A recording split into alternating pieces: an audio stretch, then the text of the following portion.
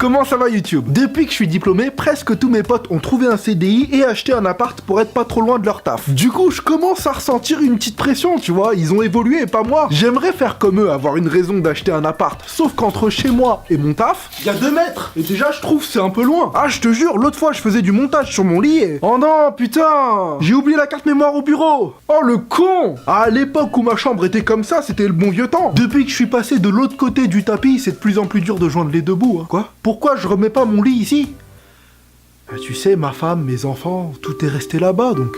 Le gros inconvénient de vivre encore chez ma mère à mon âge, c'est que meufement parlant, c'est pas pratique. Bah avant, j'étais en coloc avec Lolo, on organisait des partous, on était bien. Là, maintenant, avec mes vieux juste à côté, je suis obligé de bâillonner. Ah bah je sais que ça craint, mais... Du coup, il y a 5 mois, j'ai commencé à checker des sites immobiliers pour tenter de trouver l'appart de mes rêves. Et voici comment je l'imagine. Une chambre avec un king size pour faire des dingueries, une pièce pour tourner, monter, dessiner, et un salon avec cuisine ouverte, plus le péché mignon, une table à manger qui se transforme en billard. Ouais, j'essaie de reproduire ma coloc en fait. Si c'est bien agencé, tout ce que je viens de te dire là, j'ai calculé, ça fait pile 60 mètres carrés. Mais c'est là que s'ajoute une difficulté supplémentaire. Je tiens à habiter très proche de chez mes parents. Parce qu'ils vieillissent et que j'ai envie d'être là rapidement pour les aider si jamais il leur arrive quelque chose.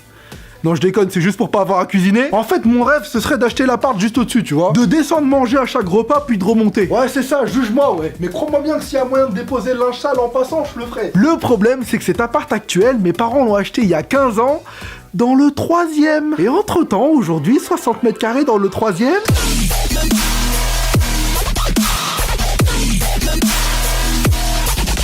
14 000 € le mètre carré? Ça 14 000 €?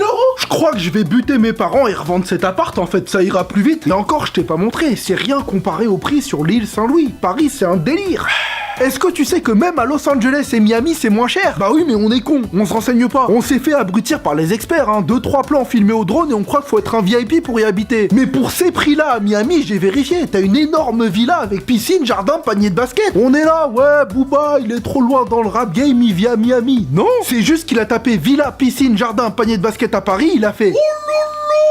Du coup, par curiosité, je suis allé comparer ces prix avec ceux d'autres villes en France. Et franchement, si t'as envie de te taper une barre, après cette vidéo, va checker le prix des appartes.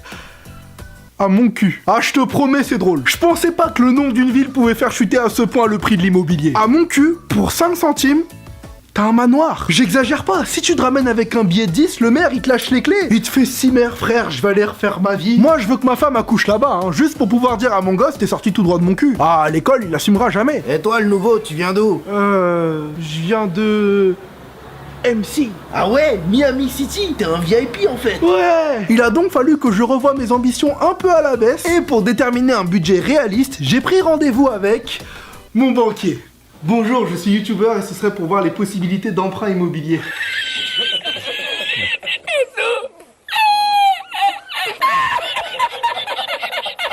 Quand tu fais des vidéos sur internet, même si tu gagnes bien ta vie, comme tes revenus ils font ça d'un mois à l'autre, la banque elle peut pas te faire confiance sur 20 ans. Du coup, faut la jouer fine. Heureusement, j'ai un poteau youtubeur ayant déjà réussi à obtenir un emprunt qui m'a filé une petite astuce secrète. En gros, faut jouer sur la seule corde sensible du banquier. Ses enfants. Ah, si ces gosses sont des abonnés ultra fans qui te kiffent, là t'as tout gagné. Tu peux même faire du chantage si tu veux. Une dédicace pour votre fille Julie? Oui, bien sûr que c'est faisable, hein. Contre un petit emprunt, évidemment, hein, pas grand chose. J'ai donc utilisé cette astuce sans aucune vergogne et devine quoi? Mon banquier est gay, putain. Et je lui ai dit, mais vous avez pas un neveu, une petite sœur? Il m'a dit non. Louer en attendant d'avoir la somme suffisante. Ah, va falloir en faire des vues parce que... Abonnez-vous les gars, hein, c'est gratuit. Bref, trêve de mondanité. Rentrons dans la honte du sujet. Une fois m'être fait bâcher salement, c'est là que petit à petit j'ai commencé à ranger ma bonne conscience dans MC et que je suis allé checker ce qu'on appelle... les viagers. Les jeunes qui veulent acheter à Paris, ne mentez pas, vous y avez déjà pensé. Pour ceux qui ne savent pas ce que c'est, comment vous expliquer à quel point c'est malsain? Tiens, Voldemort, tu pourrais acheter un viager, toi? Ah non, t'es malade ou quoi? Je suis pas un fils de pute. En gros, reprenons pour exemple l'appart de mes rêves. 60 mètres carrés, 800 000 €. Un viager, c'est quand cet appart ne te coûte que 300 000 €, mais qu'il est habité par une grand-mère à qui, en plus des 300K, tu dois une rente tous les mois qui s'élève à genre 5000 balles. Et tu n'as le droit d'emménager dans l'appart qu'au décès de la personne. C'est bien pour les petites retraites, mais je crois que tu as compris les règles du jeu. C'est-à-dire que quand tu visites un viager pour voir si tu l'achètes ou non, c'est pas l'état de l'appartement qui t'intéresse.